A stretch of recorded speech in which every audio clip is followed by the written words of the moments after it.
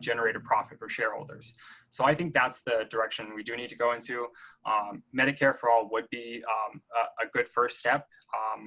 If that is something we can achieve.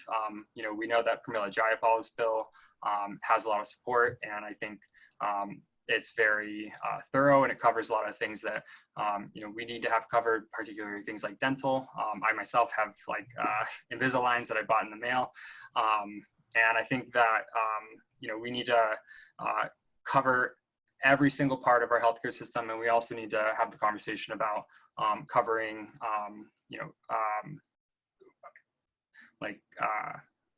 family planning care, which includes things like abortions, birth control, and we also need to cover gender affirmation care, both surgeries and medical advice and actual pharmaceuticals needed. I think that it's a shame that in the richest country on the face of the earth that we can't guarantee healthcare to every man, woman, and child in this country. And personally, myself, I've experienced a lot of problems with the healthcare industry. I haven't had health insurance for most of my adult life. And as a result, I've avoided getting care at times that it would have probably saved me a lot of money. But at other times, I had to pay for insurance just to avoid getting a fine. And the insurance I had was something that I couldn't afford to use. And I think that's the experience of a lot of people, where your deductible is so high and your copays are so high that just for you to use your insurance, it would cost so much out of pocket. And so it ends up being functionally useless.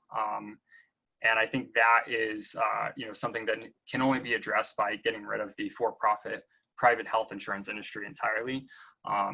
Most countries on earth don't have such an invasive for-profit system that acts as a gatekeeper to healthcare.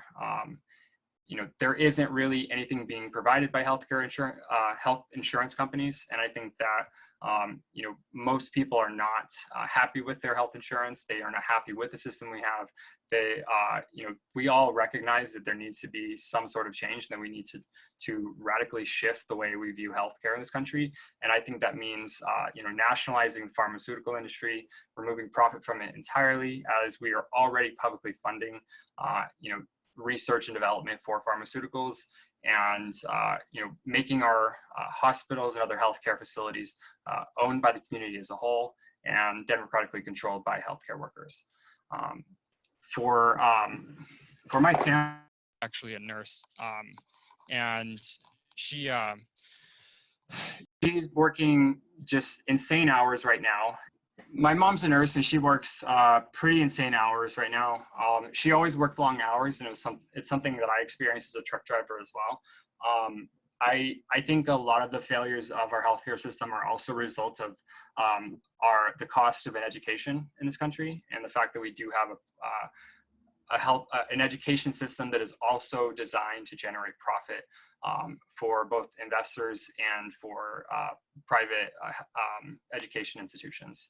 So I think in order to address the shortages of nurses and other healthcare workers, doctors as well, we need to erase all student debt and make education free, and make it free for people to get an education, become a nurse or become a doctor or become a pharmacist, or whichever part of the healthcare industry they want to work in. They should be able to go and do that, and they should do it because it's something that they're interested in, they're passionate at, and that they would be good at, not because it's something that just pays well. I think that immediately. I don't know, the camera keeps on shutting off. Other camera. And you're within the 2 minutes limit. So you got a little bit more. Okay. I think that we could fix a lot of the problems with our healthcare system just by immediately, in an emergency fashion, starting people in education and starting to train more and more nurses and other healthcare professionals, so that we actually have people to fill these positions, so that nurses aren't working 60 and 70 hours a week, so that doctors aren't working 80 hours a week, and so healthcare workers in general aren't working such ridiculous hours. And frankly, I think that means we need to have wages being higher in the healthcare industry as a whole, so that people do not have to work so many hours just to get a living wage. So I'll cede my time. Okay. Thank you. Beth Doglio is a current representative in the Washington State Legislature. She has an extensive background as a community organizer. Her husband, Dr. Eddie Tate, is a family practitioner in Lacey. Thank you for the introduction. I am Beth Doglio, Representative Beth Doglio. I currently serve as a representative in the 22nd Legislative District, where I've lived with my family for over 2 decades. As you mentioned, my husband is a family physician. He worked at CMAR for many years and now works in a small private clinic, one of the few that are still standing. A little bit about my background. I grew up in a small town in Illinois. My parents were both educators. And in middle school, I went door to door with my mom, asking our neighbors to support the creation of a public health department in Kankakee, Illinois. Imagine that. From that very young age, I learned that we have to take responsibility and fight for the future that we want. If I am elected to Congress, I will fight for a new future, a future that invests in people, not profits for the wealthy. This is especially true for healthcare. The average healthcare CEO makes on average $7.7 million annually, while at the same time, so many either don't have health insurance or are struggling to pay for their insurance. We can no longer accept the status quo. So the inequities in our nation have been laid bare by COVID-19, right?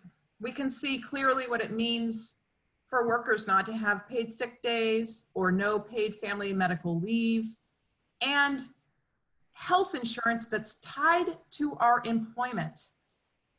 I will fight tooth and nail with workers and others across this nation to permanently put in place paid sick leave, paid family and medical leave, and universal health care. So this brings us to universal health care. I'm the only leading Democrat candidate in this race that is unequivocally for an expanded Medicare for all that covers vision, hearing, and dental.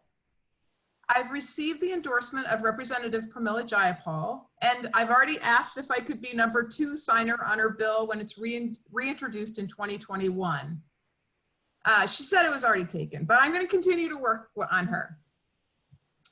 So it is far past time to address the failures of our healthcare system, of which there are many. We are the only industrialized country that does not guarantee healthcare to every single person in our country. We are spending twice more than any other developed country, about 18.5% of GDP, and we are getting worse health outcomes. In fact, we have the highest maternal mortality rate, the highest infant mortality rate, and the lowest life expectancy. And that's actually declining. That's in comparison to our peer countries. So pre-COVID, there were over 70 million people uninsured or underinsured. That is a travesty. But even for those that have healthcare, many simply can't afford their healthcare premiums, co-pays, drug costs. They're dealing with confusing in-network and out-of-network and surprise billing. We need one network with no surprises. Now, this becomes even more difficult in catastrophic situations. I have a friend, Scott, who got laryngeal cancer. Both of them have good health care. One works for a union, one works for the state of Washington. $10,000 in additional costs that they couldn't afford. And so, as many people do, they started a GoFundMe campaign.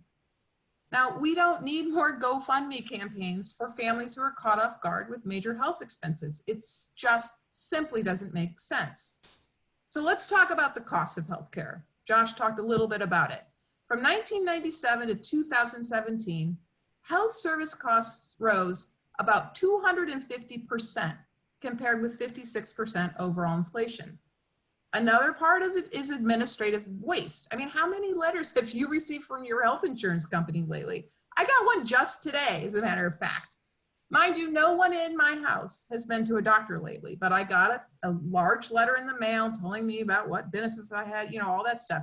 This waste accounts for 8% of national health expenditures in the US, more than double the average of 3% for single-payer countries. And the United States pays by far the highest prices in the world for prescription drugs. In total, compared to our peer countries, we spend twice as much on prescription drugs per person. So last year, for a marketplace plan, the average family paid almost $10,000 for coverage alone. And if they had to meet all of their deductibles, about a total of $18,000. So now we get to employers and businesses who are suffering as they spend nearly $880 billion on health benefits for their employers and dependents, instead of being able to invest that into their businesses or providing better wages for their employees. Now, when I talk with unions about this, I ask, imagine if you were at the negotiating table and you were talking about increasing wages and working standards instead of how much the employer is going to pick up of the healthcare tab. I mean, it would be a game changer, right? If you take healthcare off the negotiating table for the workers in this nation. So look, it's time to dig in and move to a system that is not driven by for-profit companies. Josh is absolutely right about that. We need a holistic system that doesn't leave employees at the whim of their employer's morality in choosing a plan for them. Instead, we need an expanded Medicare for all that provides primary care, vision, dental, prescription drugs, mental health, substance abuse, treatment, long-term services, and supports women's reproductive care in full. A lot of people say, okay, that's a lot, that's a big tab. How are we going to pay for it? Well, the major way that we'll finance Medicare for all is by using the money that the government already spends on healthcare. Today, the government pays almost 2/3 of health insurance costs in America through public programs like Medicare and Medicaid, plus the subsidies that we provide for private insurance. So we're almost all the way there before raising any new money. For the last third, there are a lot of realistic options. Remember, families and businesses spend over $1 trillion a year in private health insurance premiums, co-pays, and deductibles. And that $1 trillion could be freed up if we pass that to Medicare for all. We could turn some of those dollars into Medicare for all, for instance, by looking at what employers are paying for private health insurance today and having them pay a portion of those costs into the public system. Okay, now how do we get this done? And why am I the best person to run for office here? The insurance, pharmaceuticals, hospitals, super powerful lobbies. I think I'm the only leading Democrat that has a 30-year history of standing up to powerful lobbies like coal, one minute left, chemical industry, and actually winning. We need more members of Congress with that kind of experience and commitment and the ability to work in a large legislative body, passing many landmark bills like I did in the state legislature. I really urge you to visit my website at bethdoglio.com. And it's Doglio, the G is silent, and watch my campaign video. You will see that even before a majority of those polls supported a Medicare for all type system, I was a very, very strong voice on this issue. And I look forward to answering any questions that you have when we get to that part of the session. Thank you very much. Phil Gardner is currently the district director for Representative Denny Heck, who is retiring at the end of this term. Phil is well acquainted with many issues as a result of this job, including the need to fix our broken healthcare system. Thank you for that introduction. Yeah, so healthcare reform you know, there's a lot of important issues in this campaign, but healthcare reform is one that's really personal for me, as I know it is for everyone on this call. As a patient who lives with 2 pre-existing conditions, I rely on 5 prescription drugs every day to live a fulsome life. I worked as a EMT in our nation's capital, and I saw our broken healthcare delivery system up close there. And then as a former district director for our retiring Congressman, Denny Heck, of course, I fought alongside him to successfully stop the repeal of the Affordable Care Act, even though Tea Party Republicans and the president tried over 70 times. In Congress, your healthcare and your family's healthcare and our community's healthcare will matter to me as much as my own. I really consider healthcare a matter of life and death because for millions of Americans, that is exactly what it is. I think that we can all agree on this call that healthcare is a basic human right. Even before the pandemic, millions of Americans were completely uninsured and over 50 million were underinsured, as Beth said. And under that system, frankly, human rights aren't being upheld. Healthcare is a human right. It's wrong that folks in the wealthiest country on the planet can't have healthcare or don't have healthcare.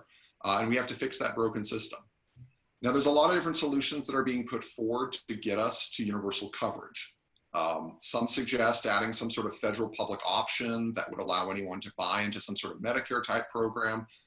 I wish something like that had been included in the Affordable Care Act 10 years ago, so then we could have it fully implemented today. Others have suggested bringing the country under a single-payer Medicare for all system, similar to the quality healthcare system our neighbors in Canada built over the last 40 years.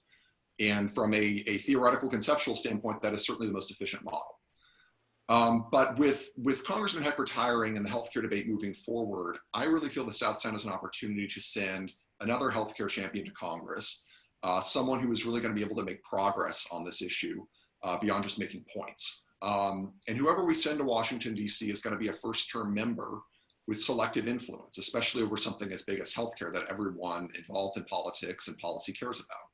And having walked those halls of Congress and been in those rooms and major decision makers, I think I'll have a leg up to navigate that labyrinth of policymaking and deliver real results, or at least as good of results as we can get for the people of the South Sound, specific to our needs. At the same time, I also think it's important to be honest that I'm not gonna be able to get everything I want, and I'm not gonna be able to get you everything you want. It's a very big country, healthcare is a very complex thing, and I think we need to be realistic about that. That doesn't mean we should shy from our dreams. Dreams are there to dream big, but we also need to know that this is a political making process, and what we should be trying to do is move the ball forward as far as we can, as quickly as we can. And so with that in mind, I think that for an issue that is as complicated and personal as healthcare, it's good to lay out some principles and guidelines as we go through the debate so that we don't get off course. I support big, bold reforms to our healthcare system that would do 5 things. I actually released a video that's on my Facebook page and Twitter and Instagram today outlining this. I think it should have 5 things in it, should cover everyone in this country. Again, healthcare is a basic human right, and we've got to finally guarantee that right. 2, it's got to lower prescription drug costs. 3, it's got to end surprise medical billing and billing that people can't understand. 4, it's got to reduce the profiteering in our healthcare system, especially by insurance and pharmaceutical companies. And 5, it needs to lower or eliminate those out-of-pocket expenses like copays and deductibles that no one likes paying and that make it hard to plan for families. So over the last 5 years, there's been multiple Medicare for All proposals that have been introduced in Congress. I've had a chance to look at all of them and some others in my work with Denny. There's been about sort of 8 or 9 different major pieces of healthcare reform that have been seriously looked at. And each of these pieces of legislation envisions sort of several different versions, the Medicare for All one, several different versions of a future American single-payer healthcare system. And they each offer sort of a different degree of detail and specificity. In terms of the bill that we should next pass, or that the bill to transition to a single-payer system, if it were to be brought up for a vote in Congress, I would support it, so long as it had, again, 5 things in it. 1, it needs to guarantee that net costs for working and middle-class families go down. It shouldn't cost working-class people higher wages than what they're paying right now for healthcare expenses. But if it lowers it, then great.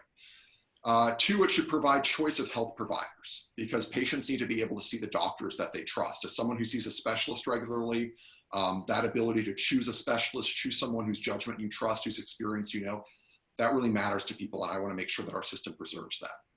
3, I think it needs to protect the healthcare benefits that our union brothers and sisters have negotiated over decades. If we move to a single payer system that guarantees that comprehensive coverage that we all want, healthcare or vision, dental, mental health, behavioral health, it needs to have mechanisms in there to make sure that union members can get higher wages in exchange for those wage increases that they were foregone in terms of the bargaining process over the year, bargaining for healthcare benefits instead of those wage benefits. So we need to make sure our union brothers and sisters are whole. 4, it needs to ensure that workers who may be negatively impacted by a transition, people like those who work in the private insurance companies, not the executives, but the clerical workers, the office workers, have transition support to make sure that they stay employed and gainfully employed and able to provide for their families. And 5, ensuring that our hospitals, especially our rural hospitals like those up in Mason County, have the financial stability to stay open and thrive under our new healthcare system. I have found that the Medicare for All Act that Congressman Jayapal has put forward, I agree with the overall goal, but I think its language and specificity is lacking. I think it has a simplistic approach to it. I think its transition is overly optimistic, and I don't think it really explains how it's going to be paid for. And so again, while I believe in a single payer system, and I want to fight in the long term to get us there, I think there is another bill in Congress that is written by 2 equally progressive women who will get us to a single payer system in a quicker time, and that's the Medicare for America bill that's supported by Congresswoman Rosa DeLauro of Connecticut and Congressman Jan Schakowsky of Illinois, 2 progressive women who have been in Congress for a very long time. I believe it strikes the right balance in terms of getting us on a transition path so that we can really achieve Medicare for all. Medicare for America would enroll uninsured, those who purchase their health insurance in the individual. 2-minute warning. Say again? 2-minute warning. Okay. Thank you. Those currently on Medicare, Medicaid, and CHIP, it would all combine them into one program, Medicare for America. Employers, both large and small, could transition their workers' coverage to Medicare for America coverage, which would likely be better coverage for employees and cheaper for employers. That separates healthcare from employment, which I think is something that really matters in the long term. However, it does preserve that choice to make there because the economics may in some circumstances not favor it, but overall I think it would. And that's why it's important to give them that choice, because generally when they're given the choice, they come to the public system. Medicare for America coverage would also be as comprehensive as the coverage outlined in the Medicare for All Act. It would include vision, dental, mental health, all those good things that we all need. And again, unlike Medicare for All Act, this one is completely paid for. It includes specific pay-fors in terms of beyond just converting the existing healthcare spending, but repealing the Republican tax cuts, looking at some additional form of a payroll tax, some form of surtax on sugary drinks and alcoholic beverages and things like that. So it makes sure that it's fully paid for, so when people have those questions, we're able to defend it. But I want to make something clear. I support this bill, not despite my support of the single payer system, but because I want to get there. I don't take corporate PAC money. I'm not afraid of any special interest. But I believe that in order to make the kind of big changes we're talking about, we need to have a system that willingly converts foes into friends. And I think that one of the lessons of the last 10 years on healthcare policy is that you need to be able to bring the whole. That's your warning. Okay. Again, I appreciate your time. Thank you, Phil. Rian Ingrim spent 11 years as an Army officer, serving in many different parts of the world. His goals for healthcare are decrease drug costs and bring their manufacturers back to the US. Increased access should lead to more affordable prices, and overhaul cybersecurity to protect health data. As Sherry said, I'll do a quick rundown of who I am. I'll got a couple of things to propose, and then we'll talk a little bit about. I don't really want to get too much into the COVID, but we can talk a little bit about kind of how it's been handled really quick, and then I'll just wrap it up. As Sherry said, I was a combat veteran here. I was stationed here at JBLM for about 5 years. I was stationed overseas for about 4 years. I was a logistics officer, company commander here at JBLM. After I medically retired out of the service, I went to England, got an MBA from Top 50 MBA program, went down, ran a fashion company in East Los Angeles for about a year, and then started up my own health and wellness company with another veteran.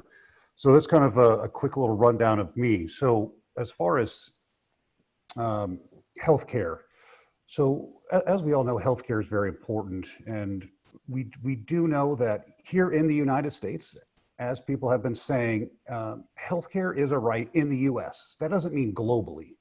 That means here in the United States, because that is what we are, and we need to be a leader in that to start with. So, but does that mean that healthcare is paid for by the tax dollars, as far as the government pays for everything and gives everybody a tier 1 aspect of healthcare? I don't know if that really is the right answer, but we can argue that all day long on whether it is. But I believe that free market is probably the best system for it, and I'll give you a reason why. So if you have the government that runs all this, there's a monopoly on it. And as we know, monopolies can make the actual cost of whatever they want. They can put prices on anything they want to, and they can make prices exorbitant, or they can make prices affordable. Doesn't matter. They set the price. The market should set the price for this so that you can drive down the price of it. So what we're looking to do is affordable healthcare and access for all. I think everybody could get on board with access for all. So how do we get access for all, for everybody? Everybody from out in the wilderness who isn't close to a hospital to people in the city. How do we get healthcare for all that are not healthcare for all? How do we get access for everybody? So I think that's going to be the biggest challenge, so that you can have access. So have access to primary care. Primary care is very important, because primary care will tell you, will push you off in this direction, push you off in this direction, write you referrals, give you pharmaceuticals, all that good stuff. So primary care is important. Now, we could say that, let's take primary care and let's make that something that the government pays for. Just the primary care aspect of it. So you can always have access to your primary care. Nobody has to worry about it. So we could do something like that. And then you can make it so you have, let's say, car insurance. So if you look at your car insurance and you can add insurance, you can take insurance off. You want prenatals for 6 months, you can add it, and then you can take it off and it goes away. So you can kind of pick what you want on your insurance. I don't think that the government should pay for it all, though, honestly. So that's where I am. So if you have a product and you have a service, you want that at the best cost. So everybody's going to go around and try to find it at the best cost. So they're able to compete. And if you're not able to compete, you go out of business, just like everything else. That's how the capitalism works. And that's why this country is one of the greatest countries in the world, is because of that. It's because we generate over 20 trillion a year in GDP. It's because we could do all this stuff. And we can also do humanitarian stuff as well. I mean, we spend a lot of money on other countries that need it. So that's kind of my take on healthcare. I mean, there's things like, take Amazon, for instance. So you have Amazon third party, people that deliver packages, third party for Amazon. And somebody could set up a little business and get a little license, and then they can go around and provide healthcare to people as well. That could help drive down the cost, because they can compete with each other that way. So there's a lot of ways we can do this as far as the healthcare aspect of it. So, I mean, that's really my 2 cents in it. It was great listening to everybody. You have great ideas. It's fantastic listening to what everybody wants to do for healthcare, because as we all know, it is very important for everybody. And yes, it is a right here in the United States, but in the United States, it's a right in Europe, because they believe it is too. But that's just kind of my take. So again, that's pretty much all I have really to say about healthcare and the costs and all that. So if there's anybody that has any questions for me, I'm happy to answer them at the end of this. So thank you for listening. Have a great day, everybody. Thank you very much. Marilyn Strickland is a former mayor of Tacoma, born of part Korean ancestry in Seoul, South Korea. Her healthcare policy goals include lowering costs of both healthcare and prescription drugs. Okay, Marilyn, Good evening. Thank you. All right. Thanks for hosting this event. And thank you to my fellow candidates. This has been a very interesting and enlightening discussion. And part of me thinks that those of us here should just solve the healthcare crisis for America among ourselves and then propose something. So I'm Marilyn Strickland. I'm the former mayor of Tacoma. I'm the former CEO of the Seattle Metro Chamber. And as mentioned, I am half Korean. I'm the daughter of a soldier and an immigrant who met my father was stationed in Korea. And the story I like to tell is this. My father was in the military. My mother was married to him. We lived in South Tacoma. And our life was good. Was it perfect? No. But here's the thing. We had secure housing. We always had food on the table. We had access to health care. And my father had a secure retirement. So our basic needs were met. Right now, there are too many people in this country whose basic needs are not being met. And we know that healthcare is one of those needs that are not being met. And I will have this conversation about healthcare from a few different experiences that I have. My experience as a person who grew up in the medical system that was Madigan Army Medical Center because my father was in the military and a veteran. And really, if you think about it, that's a form of socialized medicine. As a young woman who worked for a long time and depended on my employer to get health care and going periods without having any. And then also too, the experience my mother has had as a patient at Madigan Army Medical Center as a dependent. And then really my experience helping my uncle who recently had a quadruple bypass as a Medicare patient, but having to have supplemental insurance. And so I provide those examples just to show you that I have had some experience either directly or indirectly with the different iterations and opportunities and challenges that people have with the healthcare system. Overall, it can be a pain. Those of us who know how to navigate systems still are frustrated. And I can share stories with you about what it was like for the past year after my mom fell and broke her hip and what it was like having to get her care, all of that. Now, with that said, I want to answer the question that's before us. What do I support? I support the desired outcome of universal health care. And if we can get to a single payer system, that would be amazing and fantastic. But as mentioned by every person on this call, we know it's not just something that's going to happen overnight.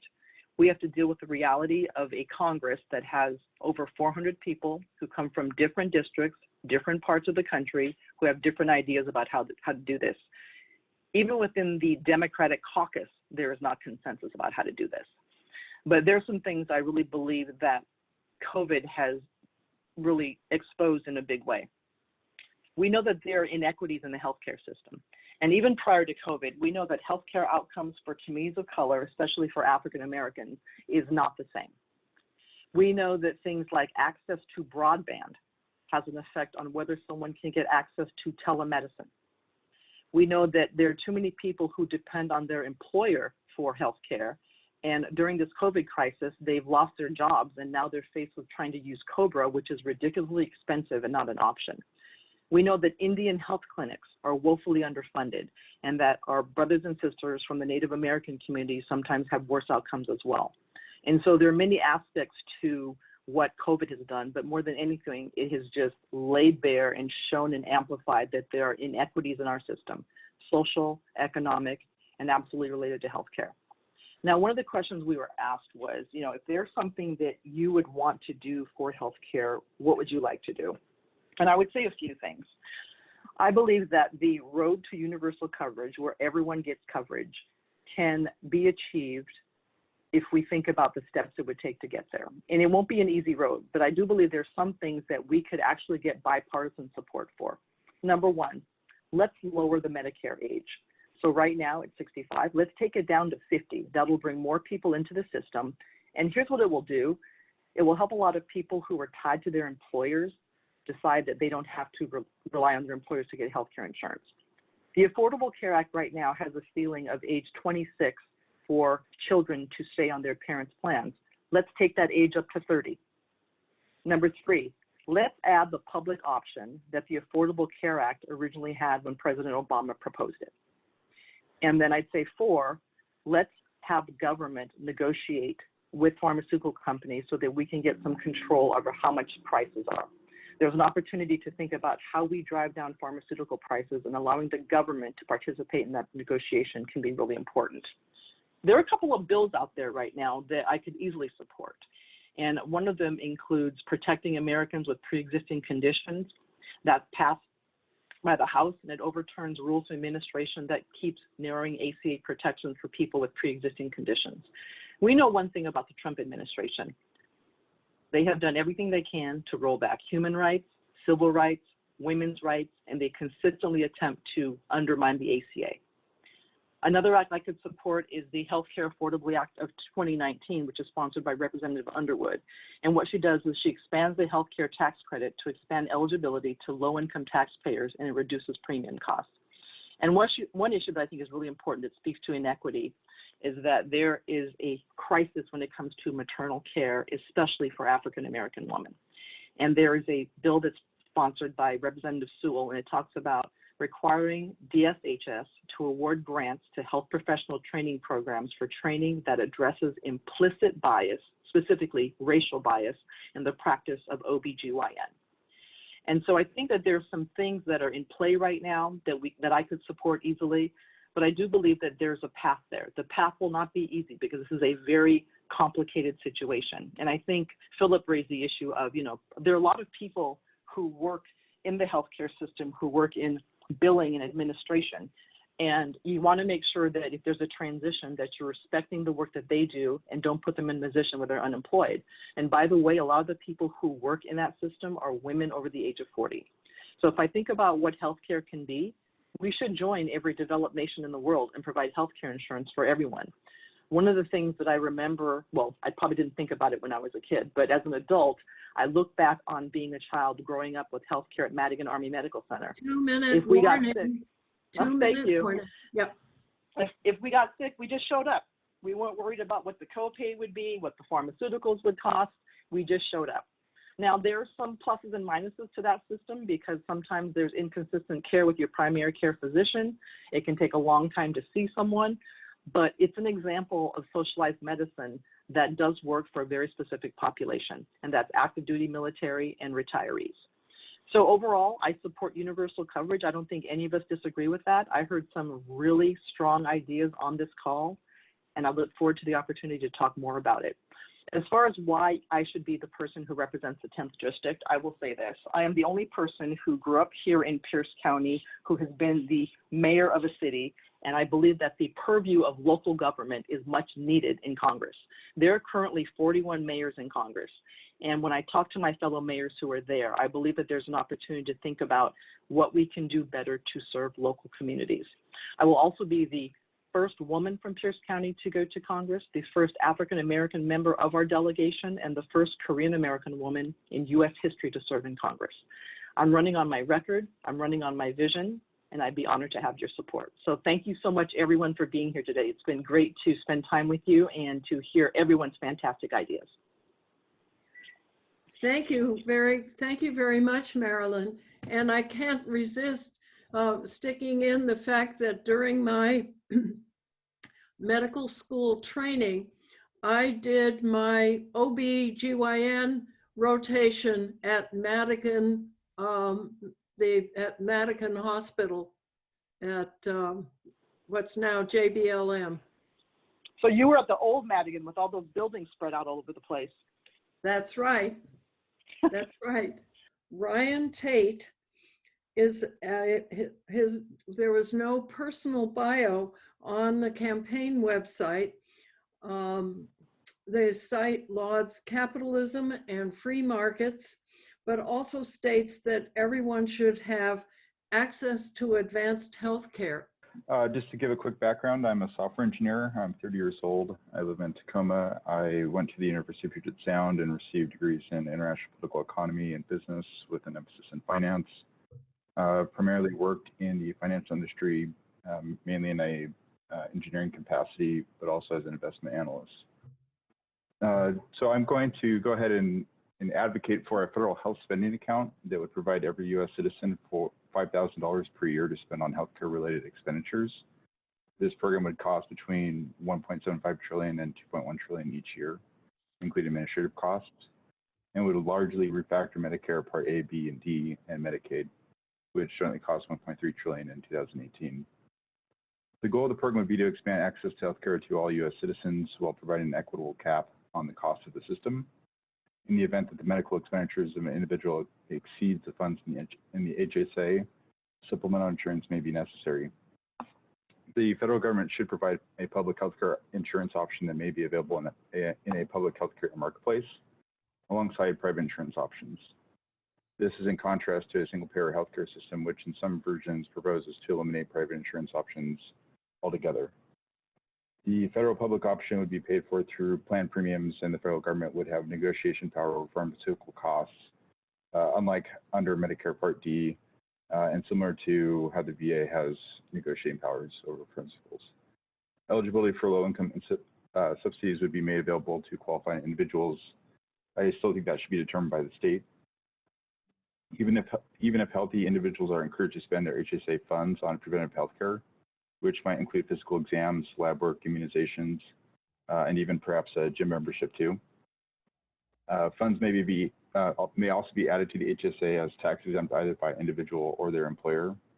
Or funds greater than $1,500 do not roll over into the next year. This means that maximum funds of an HSA at the beginning of the year is $6,500.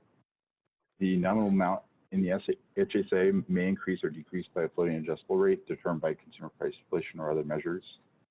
State healthcare authorities would continue to monitor billing fraud, and individuals may also file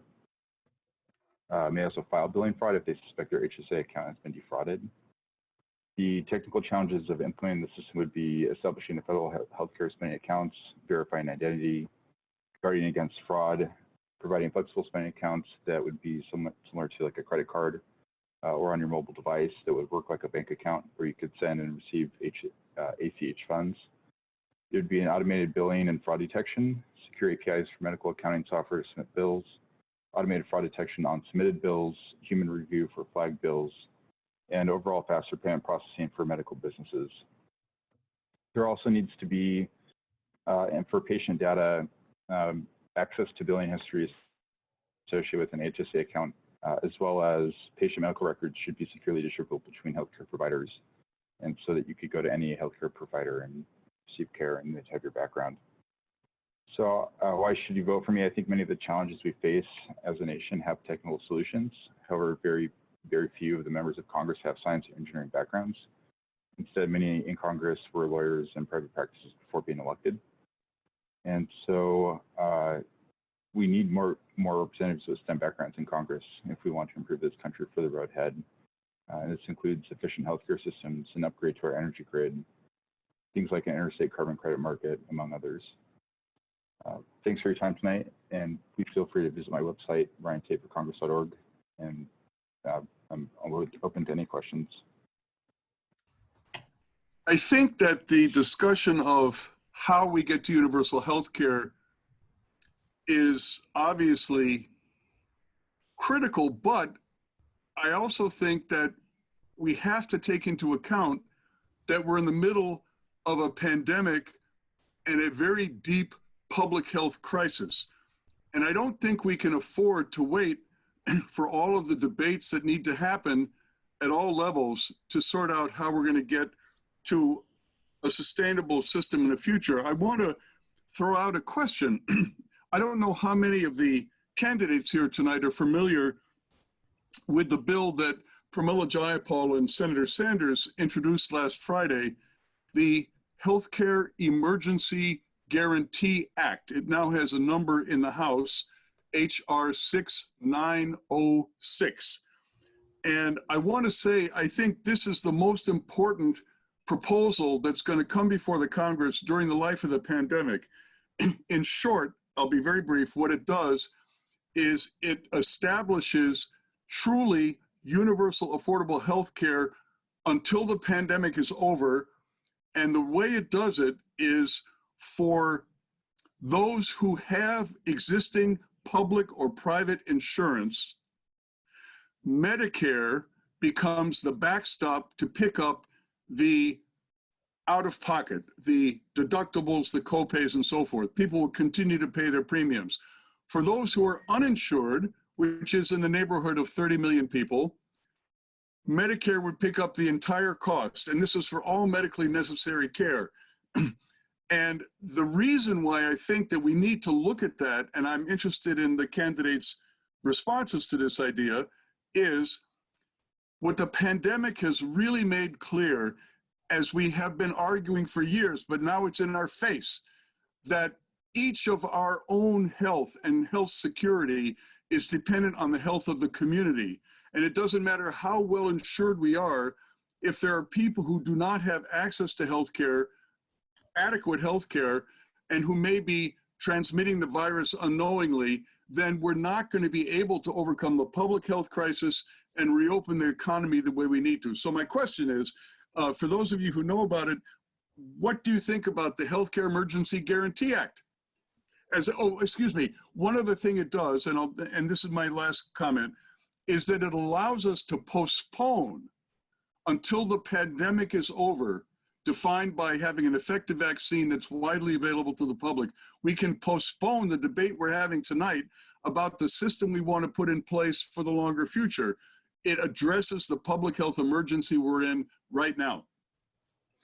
Well, he has asked everybody who looks like Beth is ready to go first. David, I just want to, yeah, David, I wanted to ask a clarifying question. I was looking at that bill earlier today, and I certainly agree with you that we absolutely need to figure out how all of these people who are losing their jobs and losing their health insurance at the same time, how are we going to do that? Of course, the HEROES Act that the House voted on did have sort of approached it differently than the Emergency Healthcare Guarantee Act in terms of paying people's COBRAs.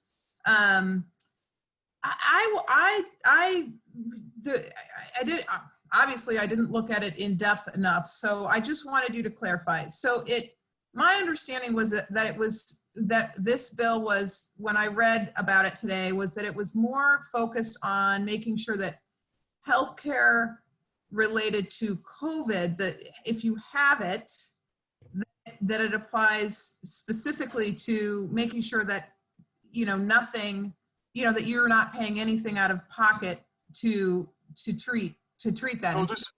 Beth, this bill covers all necessary medical care, COVID related or not. Okay, all right, great. Thank you for that clarification. Yeah, I mean, clearly, as you say, we have a serious problem right now. That's why having healthcare tied to employment is a really crappy idea, and we need to change it. And I do think that one of the things that we need to do is move people to a public system now, as we're figuring out how people are going to get, healthcare provided to them. And so I will take a much closer look at this bill. I definitely, read the release that she put out, and very concerned about people who don't have health care and how we're going to deal with that. And I think that is actually the number one thing, as you suggest, David, that we need to address right now. Of course, none of us are in office right now to address that. Right. Sort of for addressing our comments to what comes next, but you are right. I agree with you. Okay, from any of the other candidates, who would like to go? Marilyn. Yes, Marilyn. Hi, thank you. So I believe that this act is really meant to do what I'm going to call a pilot program of Medicare for all during this crisis, because I think, as mentioned, that this isn't necessarily just COVID related. This is related to anyone who needs access to healthcare. And this really raises a good issue about the COVID crisis, because yes, it's the COVID crisis itself and the people who actually end up contracting it, and all the first responders and healthcare workers who have to help those, but also understanding the stress that COVID has put on the entire healthcare system itself. Because one of the reasons we're trying to flatten the curve is, yes, to control the transmission rate, but also making sure that our healthcare system can take care of all the people that they take care of, even without COVID. Even without COVID. So this really, to me, as I read it, is a way to try to kind of pilot what I'm going to call Medicare for all during this COVID, to see what it's like if you have government paying for everyone's healthcare insurance, regardless of whether or not it's COVID related. So as far as, whether or not I would support it, I would have to read more about it and figure out exactly what some of the pros and cons are, but I understand the intent of this and what it's doing. And I would add something to say that, as we look at how we're looking at unemployment and even the PPP Act, in many ways, what we're doing is experimenting with universal basic income. And so I think what I see happening out of Congress with some folks is that there's an opportunity here to try to do some things that we would like to do even without COVID and see if this is a pilot period. At the end of the day, if it benefits the people in our communities, it's something worth considering, but I would have to read more about it. Thank you. Thank you, Marilyn. Just one quick clarification from me, David, the questioner, and that is that, in fact, the Healthcare Emergency Guarantee Act leaves intact all existing private and public insurance plans. So it is not Medicare for all. In the interim, Medicare is the stopgap for the uninsured and the out-of-pocket for the insured. Got it. Okay, thank you.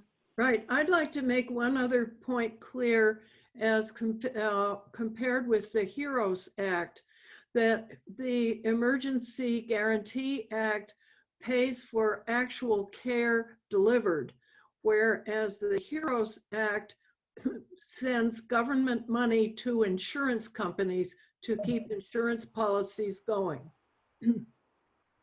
It doesn't actually pay for any health care. I would be willing to support this bill. I have looked at it. There's also a similar one that would, instead of putting the cost onto Medicare, or put the cost onto Medicaid. It also sort of, it does sort of go in the direction of Medicare for all, but it doesn't actually eliminate private insurance plans right now. It basically just sort of looks at getting the uninsured onto insurance immediately and paying for out-of-pocket expenses through Medicare. And so I think that's a pretty reasonable stopgap for the time being. My one concern sort of is, I just, as we've seen with our state's unemployment system, as people have tried to register, if we're going to pass something like this and expand it, we need to also be very thoughtful about how we get the care to people.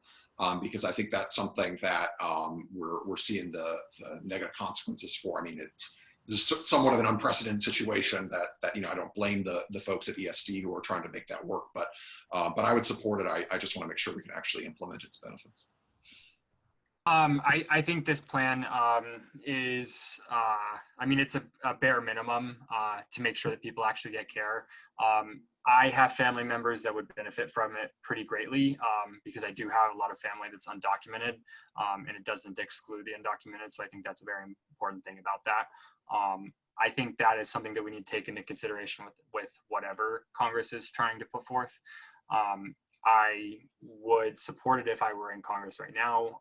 Of course, I think we should go further and, take a more radical approach. I think it's kind of ridiculous that the healthcare or the health insurance companies are still making a profit during all of this, and that's essentially their top priority. We're expecting health insurance premiums to increase, I think upwards of 40 to 60% based on various estimates in the next year. So I think that is something that we need to prepare for right now and just kind of cut them loose as soon as possible, because otherwise we're just going to end up continuing to subsidize them and continue to subsidize the profits of those companies. I do like that it covers pharmaceuticals and other things, just basically all out-of-pocket costs. I think that is a good thing about it because that's pretty much what everyone's struggling with. Everyone's very strapped for cash at the moment, regardless of what situation you're in. So I think that it would be a good thing to actually pass right now. And it's certainly better than doing nothing. So. Yeah, so I think, as Josh said, it's sort of a bare minimum, and I would support it as well. I think that the idea of going to a federal health spending account gets us closer to sort of that essential healthcare as access to all U.S. citizens.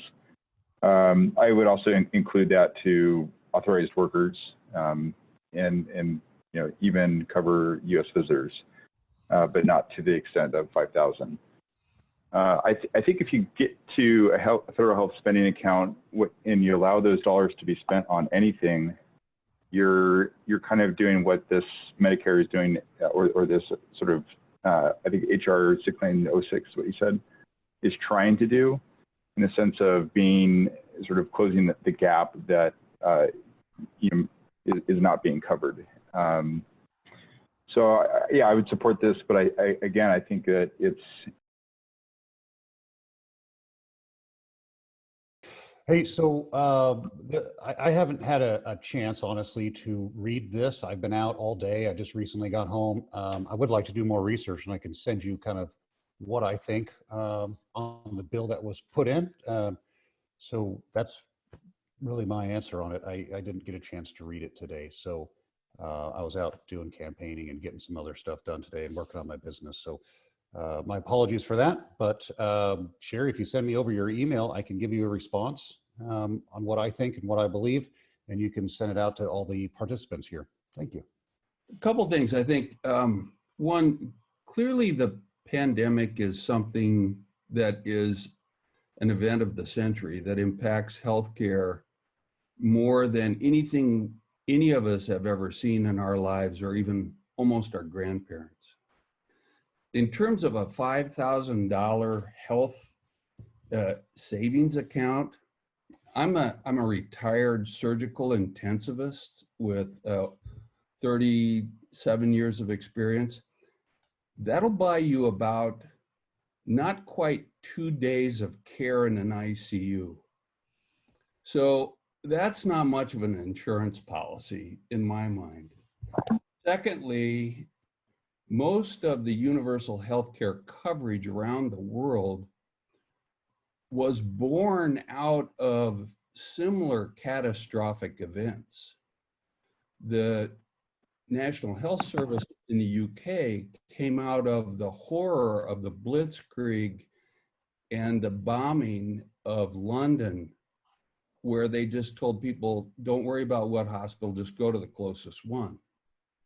So before all this happened, I think our healthcare system in this country is remarkable and a gold standard in that it is the very worst of the top 20 developed countries in the world, in that we pay more than twice what the next country pays for health outcomes, which are quite poor, despite all of the touted advantages we have with our, quote, advanced system. And I can tell you, I worked in the 5th busiest trauma center in the United States of America. So I think that we truly need universal coverage and improved Medicare for all. And before this all happened, as most of us know, that the famous bankruptcy study done by the Harvard School of Public Health, which was repeated again, which showed that of the #1 cause, more than 50% of the personal bankruptcies in this country, people cite healthcare expenditures as the cause of their bankruptcy. And those people who went bankrupt, 75% of them had healthcare coverage when they fell ill. So now you've got an employer-based system, and you've got 30% of your population now unemployed. And this is, if ever there was a time for a universal improved Medicare for all, it is now. And you say, well, we can't do this administratively. Let's remember that 50 years ago, Medicare was implemented on 3x5 cards within 4 to 6 months, done by hand. So a lot of these arguments of, oh, we can't do this, this isn't the time, or this isn't the advantage that we need, I really don't believe it. If ever there was a time that screams for improved Medicare for all, it's now. And I think you have to do it in order to save people's lives, save them from economic devastation that they're all already on the brink. So I think anything short, and I think this new bill is a great transition, and it's brilliant by Sanders and Jayapal to do this, because it's an incremental step to where we need to get to. I guess the question is anybody in this candidacy, will you take issue with that statement? Well, I would like to respond to saying that $5,000 a year is insufficient. And I think the case that you brought out is certainly one that is an edge case. I mean, are you, in the sense that the average person, may not be spending $5,000 a year. If you were to times, 350 million people by $5,000, you're looking at $175 trillion. You're already more than what we're spending on Medicare and Medicaid. If you just $2,000 a month, and I'm on Medicare. I paid $2,000 a month to cover myself, my 63-year-old wife, and a 25-year-old son. $2,000 a month on my, quote, free Medicare. So, I mean, do the math. And this isn't a given. This is money we have all paid into this system by taxpayers for all of our working lives. This isn't a giveaway to people. Yeah, I'm not suggesting it is, and I don't think that $5,000 per year is going to meet everyone's needs, and that's why I think you need supplemental coverage. You need a public option that is competing with private insurance. We don't have buffalo hunters, and we don't have whalers, and we don't need private insurers anymore anyway. I'm a truck driver. I've been to 48 states as a truck driver. Now, there was a recent situation that happened with a truck driver, and it personally, it bothered me very personally, because it's something that I've experienced myself. A truck driver got sick, and because they were out of network as a truck driver, because when you're a truck driver, you're always out of network. You're always out of your state that you live in. He couldn't go to the doctor without spending tons of money. So he just couldn't get care. And he died in his truck in a Walmart parking lot because he got sick because of the private health insurance company that everyone wants to pretend is so good. I myself have had that exact same situation. When I first became a truck driver, I broke out in hives. I couldn't go to the doctor. I just had to hope that my allergic reaction didn't get so bad that I couldn't breathe. And this is the situation that millions of truck drivers are dealing with right now. And anytime they get sick, they just got to cross their fingers and hope they don't die. And that's why a lot of truck drivers actually do die out on the road from preventable illnesses. And this is something that anyone who has a traveling job experiences unless they have a very, very charitable boss. It's such a ridiculous system that we have, and it could be very easily solved by cutting out the profits of the private health insurance companies. There is no reason to keep them. What do they do for you? They are just a middleman. All they do is collect your money and then try to pay out as little as possible. And sometimes they will cancel your insurance over little technicalities or mistakes that they make, and you got to spend months trying to get it. And by then, you might have cancer, and your cancer is metastasized. Health insurance companies are leeches. They are bad. They kill people. They actively cause people to die. I have a friend named Annie.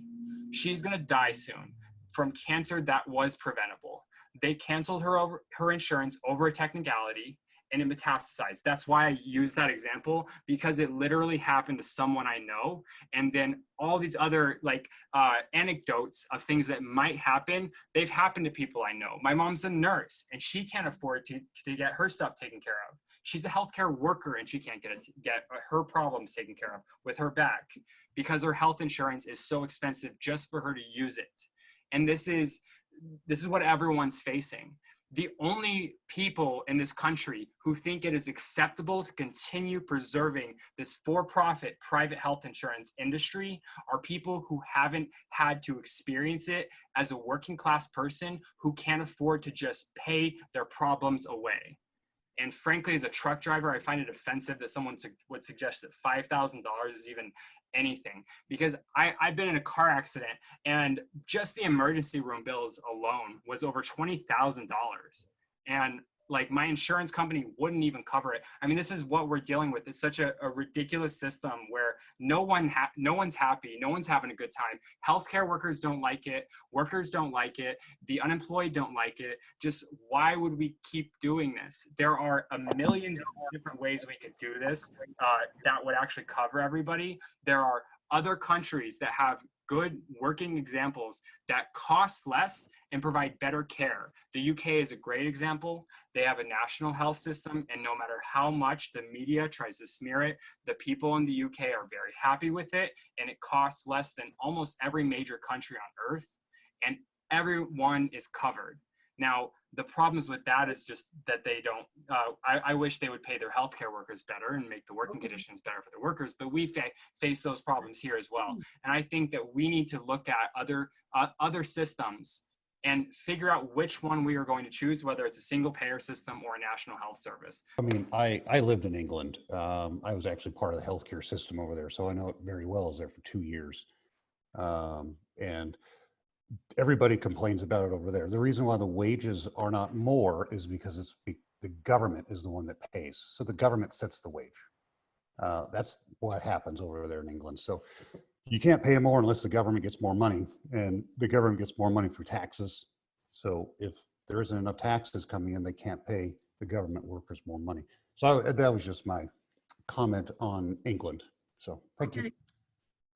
Hugh, I mean, I completely agree with you. You know, I think in other languages, the word crisis actually means opportunity. And I do see this crisis as an opportunity. You know, there are some things that the federal government has already done that are helping working people, some working people, certainly not all working people, feel more empowered by giving, you know, paid sick days, paid family medical leave, those kinds of things. I think, and my hope, my great hope is that this will create, you know, people will become very politicized and very active about calling for Medicare for all, or a system like that, that moves, you know, that transitions people onto a public healthcare system, and that we need to organize and raise our voices. And, you know, this is a group that does that. We need more of that. Unions are coming on board. Representative Jayapal has organized over 30 unions now to support Medicare for all. Economists, there's a letter that 213 economists have signed saying, actually, people will pay less for healthcare if we move to a public system.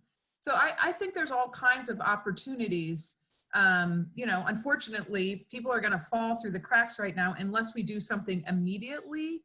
And, you know, Representative Jayapal and Senator Sanders putting forward a bill as such to start to move people onto a public system, I think is a really important. I mean, it's not just the right thing to do, it's really the moral and the right thing to do to make sure that people in this country have health care. So I know that the House passed the HEROES Act, and it was a narrow vote. So I think it passed by like 208 to 199. And there are 12 provisions in it for healthcare providers. It does a lot to help people. I'm curious to see how people on this call would have voted for it. Would you have voted for it or against it? Let's hear from the candidates, but I know there was some division on it because of the difference that I mentioned earlier between the Emergency Guarantee Act that would pay for actual care through Medicare versus having the government pay premiums, COBRA premiums to insurance companies and then hoping that they will provide reasonable coverage. So the money actually goes to the insurance companies versus the money actually going to pay the people who gave the care. So that caused some progressive Democrats to refuse to vote for the HEROES bill. I'd like to tag on a question there. Joshua is the only candidate that made a reference to immigration status. So nobody mentioned the word undocumented. So would you, if you were elected to Congress, support health care for the undocumented? So tag that one, 2 questions. Well, I can answer. Yes, and there's many more things I would do around immigration. You know, we need complete immigration reform. We need pathways to citizenship. We need to stop the family separation. We need to not have detention centers like the one in Tacoma. You know, we need to resume asylum. You know, people in who are their lives are threatened in other countries, their home country. Yeah, lots of to do on that. And clearly, I mean, you know, anybody's here, oftentimes they're paying taxes. Always they're paying taxes, any kind of sales tax. And we have I think, a responsibility to provide both education and healthcare to everyone in this country. We're all better off, right? I mean, it's a community thing. We're seeing that with COVID. We are. Okay, let's keep it. Okay.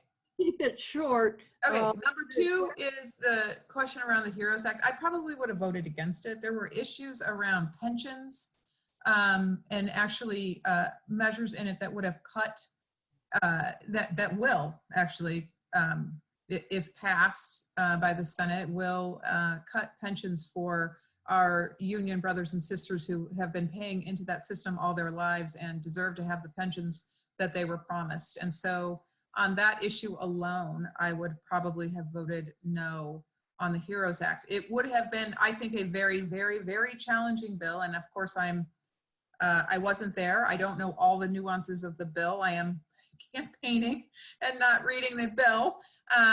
But, you know, that's sort of where I would probably have landed. That's okay, Beth. The summary of the bill was 90 pages long, and the bill itself is well over 1,000. I contented myself with reading the article that was about healthcare, which was 11 pages. Yeah, and I would say that the part of it that really stood out to me was that it was going to send billions of dollars to Indian health. It was going to help substance abuse and mental health. It was going to send money to the CDC, which we know is grossly underfunded, and then also doing some things for health resources. And so, you know, I agree that, you know, bills can be tricky and sometimes they're trade-offs, but I think that there were too many things that people needed immediately, which is why I probably would have supported it. Yeah, I would have supported it too, along, you know, Alexandria Ocasio-Cortez, Rashida Tlaib, Ilhan Omar, Ayanna Pressley, lots of progressives supported it, I think, because we need immediate relief. Unfortunately, we're not able to always get a perfect bill, but the American people really need to see action. And in terms of the earlier question about undocumented individuals, Americans, the Medicare for America Act that I mentioned in my opening, that would cover undocumented individuals, as it should, because healthcare is a human right. Okay. Oh, yes. Marilyn, did you answer on the undocumented? Oh, absolutely. Every person who's a resident of the United States should get access to health care, period. Okay. Okay, great. Joshua, were you wanting to answer? I haven't read the bill enough, or read enough about the bill. I do know that it was referred to as like a tough bill and a mixed bag, and you know, all kinds of other you know, terms, basically indicating that it had some stuff that you wouldn't want to pass and stuff that you would want. So that would have been a very long decision process for me if I were in Congress. As far as covering undocumented immigrants and immigrants in general, if you're in another country and that has universal health care and you get sick or need to go to the hospital, they don't then send you a bill usually. Usually you just get the health care and get taken care of and then get sent on your way. I think that's what we need to do. We need to start treating healthcare like a human right and start just making it be something that is included with our taxes, the same way that you know, the fire department is. You know, if you get sick, you should just get care. If your house catches on fire, they should come and put it out. I think it's pretty simple. It doesn't matter whether you're documented, undocumented, or whether you paid your health care bill or not. You should just get the health care guaranteed for free with no upfront cost at all. So that's my opinion. Yeah, I can go ahead. Okay. So I haven't read through the HERO. Yeah, I haven't read through the HERO Act. I don't know if I would approve it or not. However, I think that the need right now is there, and so I'd probably lean more towards yes. In terms of the undocumented question, I think that healthcare is a human right, and if you come to this country, that you should receive, some upfront care and cost. I have been to an ER in Japan and did have a bill when it came out, but it wasn't a big bill, and it wasn't anywhere near what I would pay if I were the same in the United States. So my question with the undocumented immigrants is, if you're a U.S. citizen, you can have health care. As far as the HEROES Act, I would not have voted for it. There was just too much weird language in there. I read a little bit of it. There was some stuff that was good and some stuff was bad, and there was more bad than good. So I would have probably said no. That doesn't mean that it couldn't have been redone to be passed at a later date. I just want to remind everybody, health is our only real wealth. And Medicare for All is the greatest liberator of workers our nation has ever known. Imagine the relief to every state, county, and city government no longer having to provide a lifetime of health care to every firefighter, librarian, and their family. Our teachers would be freed of healthcare negotiations. So thanks for considering that. And health is our only real wealth. And Medicare for All is the greatest liberator of workers our nation has ever known. And thank you for your consideration. Okay, I think we said that we would go through all of our speakers again. Okay, so let us start with Joshua. Well, I'd like to thank you for having me on. I think healthcare is such a big issue. It was already a big issue for me. It's one of the big reasons I started running in this race. When I initially was challenging Congressman Denny Heck, I was challenging him because, not only he wouldn't support the Green New Deal, but especially because he said he would never support Medicare for All. And I found that unacceptable as someone who has struggled with healthcare my entire life, and so has the members of my family and people within my circle of friends. I think that healthcare is a human right. I think that people who say that we are incapable of making sure that everyone is covered in a short time frame, I think those people are underestimating what our country is capable of. I think that we can clearly start wars, and we can build new jets, and we can do all this stuff with our tax dollars, but for some reason just guaranteeing healthcare to everybody, just paying everyone's medical bills is just too difficult. I think that's ridiculous, and I think that we should, not even entertain the idea that we can't fund Medicare for All. There have been, numerous people who have provided ways that we can pay for it, and including Bernie Sanders. He's been providing, a very detailed explanation of how to pay for Medicare for All since 2016. And so anyone who says that we can't pay for it is just not being honest about that. It's going to be a tax on the wealthy, and it's also going to remove our current cost of healthcare. So Medicare for All is the path. It's the bare minimum that we should be doing. We need to make sure that we guarantee healthcare to everybody, and that no one is being left out. Everyone needs to be covered 100%, period. Thanks. Okay, Beth. Well, thank you very much for this long and in-depth conversation about healthcare. Very important issue. It is the #1 issue, actually, that we are finding when we are reaching out to voters in this district. I certainly plan to be an advocate for Medicare for All. I think we deserve a progressive champion that has a proven track record in working collaboratively, winning campaigns, and passing landmark legislation. You can count on me to put people first. That's why I'm not taking corporate PAC contributions. And I want to make sure that our nation's workers and families and small businesses are the first in line for any relief dollars. I have a 30-year history of standing up to powerful lobbies like coal, oil, LNG, and the chemical industry. I negotiated the strongest Toxics Reduction Act in the nation through our state legislature. The bill passed in 2019. And I was the executive director of the Power Pass Coal campaign that stopped 7 coal export proposals dead in their tracks. I unequivocally support Medicare for All and the Green New Deal. I'm proud to have an A+ from the Alliance for Gun Responsibility. I'm part of the LGBTQ caucus, and I'm dedicated to inclusive policymaking and equity. I'm proud to have earned the endorsement of Representative Pramila Jayapal and 43 of my colleagues and 120 elected officials, over half of them in, well, nearly half of them in the 10th Congressional District.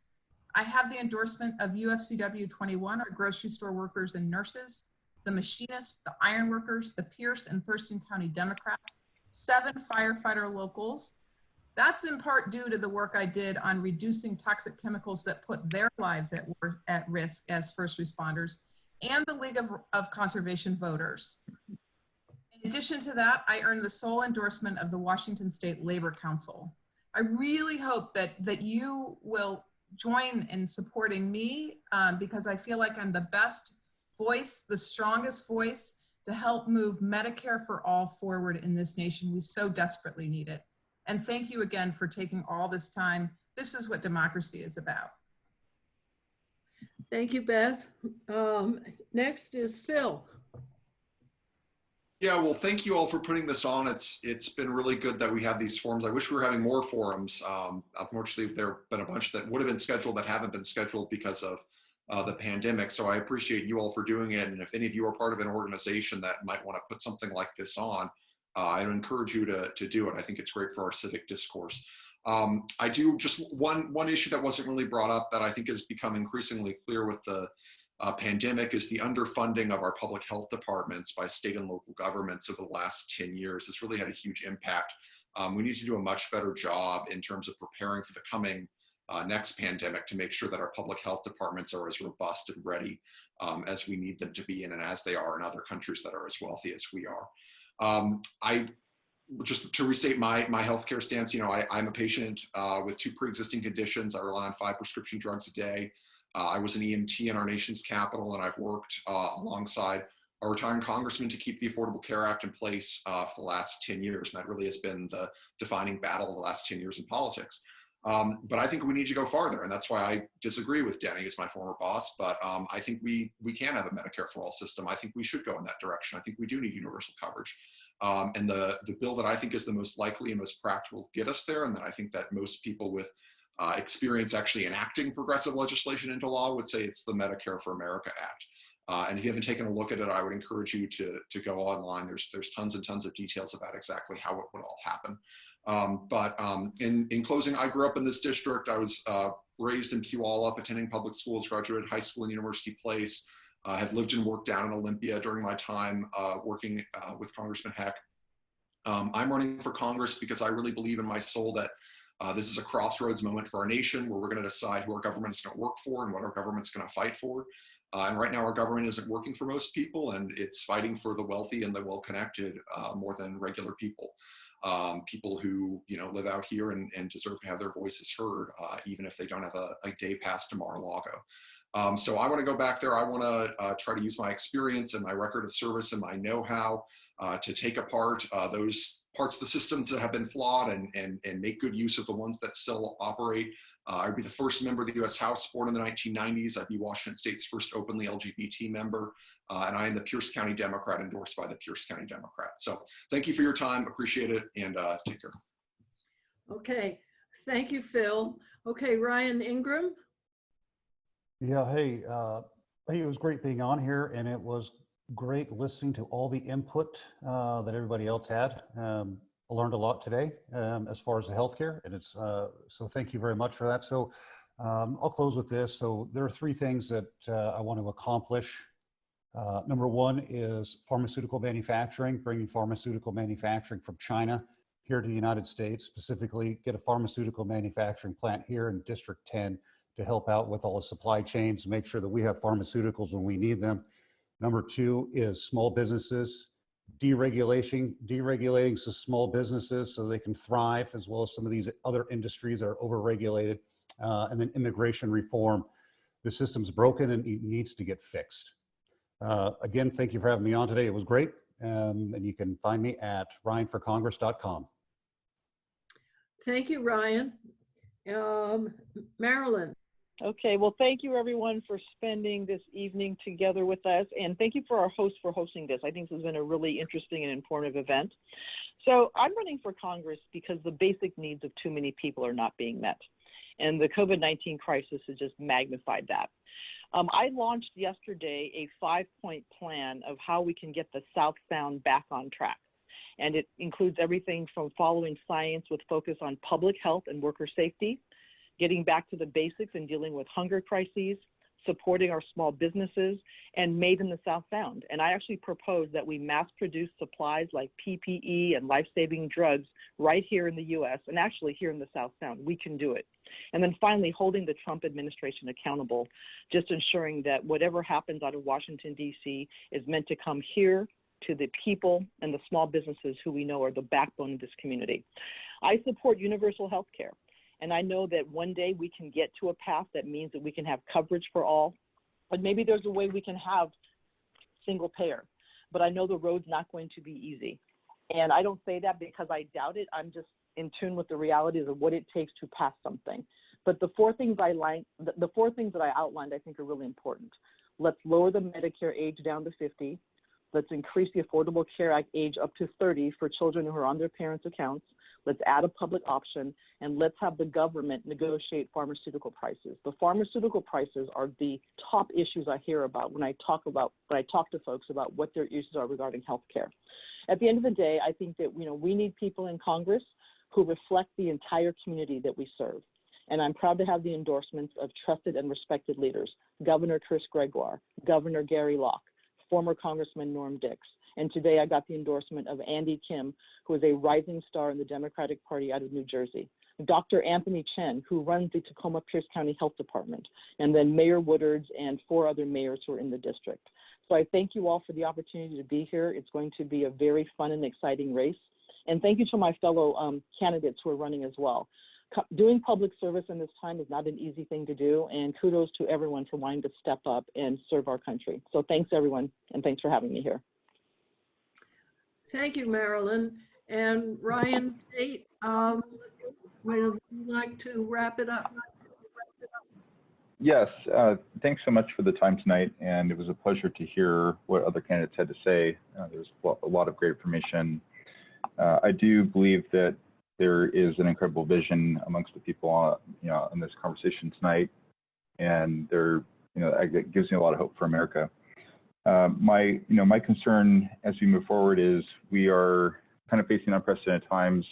We're going to be spending a lot of money federally in the next few years, and so my comment is really just to moderate that spending so that we don't get too carried away there and find ourselves in a bad situation 10, 15 years from now. My proposal on a federal health spending account is really to sort of cap costs and keep things equitable. I understand that that's not going to go all the way to meet everyone's needs, and so there's more that needs to be done there. So I really appreciate tonight and hearing about these policies, and please feel free to go to my website, ryantateforcongress.org, and reach out to me over email. Thank you. Thank you, Ryan. And thank you to all 6 of you for coming and for being here through the entire time. It's been almost 2 hours.